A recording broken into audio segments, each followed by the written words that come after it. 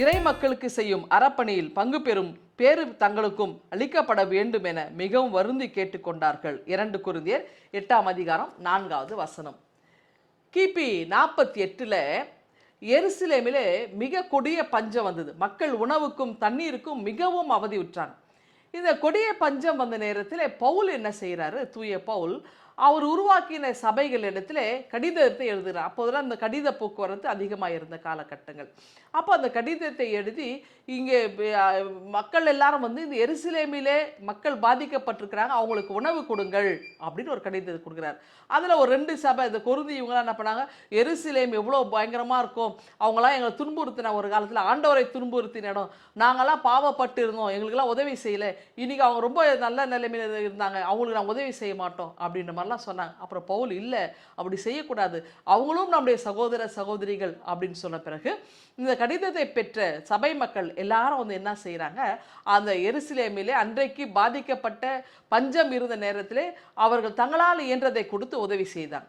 இந்த நிலைமை கூட இன்றைக்கி நம்ம நாட்டில் நிறைய இடங்களில் இந்த பேரிடர்கள் வருகிற நேரத்தில் முதல்ல கொடுப்பது உணவு, தண்ணீர் இல்லையா, பால், பிரெட், இதெல்லாம் நம்ம என்ன பண்ணுறோம், கொடுத்து விடுறோம். அப்போ நம்ம அதாவது எந்த மாநிலமாக இருந்தாலும் சரி, அவர் என்ன சமயமாக இருந்தாலும், என்ன சாதி, இதெல்லாம் நாம் கடந்து மனிதநேயத்தை முன்னிறுத்தி நாம் என்ன செய்கிறோம், இந்த உதவிகளை செய்கிறோம். இது 2000 வருஷத்துக்கு முன்னாடி இது இயேசுவினுடைய காலத்திலிருந்து இது பழக்கப்பட்ட ஒன்றாக இருந்தது. அப்போ ஒருத்தர் பலவீனமாக இருக்கும்போது பலமுள்ளவர்கள் அவர்களை தாங்க வேண்டும்.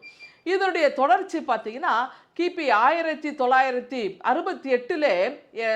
இந்த நிகழ்வு நடக்கிறது. அதுக்கு முன்னாடி 1864 என்ன நடந்ததுன்னா, இந்த ரெனிவா அப்படின்ற இடத்துல தான் இந்த செஞ்சிலுவை சங்கம் உருவாக்கப்பட்டது.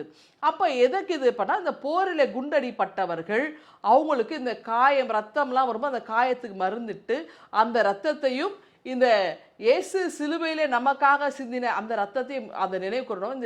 இந்த ரெட் கிராஸ் அப்படின்ற ஒரு செஞ்சிலுவை அப்படின்னு ஒரு நிலைமை கொண்டு வந்தாங்க. இந்த செஞ்சிலுவை இயக்கமாக இது மாற்றப்பட்டது.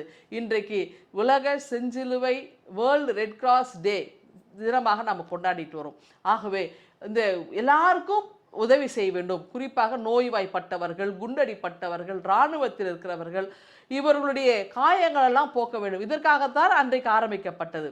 இன்றைக்கும் பார்த்தீங்கன்னா இது திருச்சபைகளுக்கும் இது பொருந்துகிறது.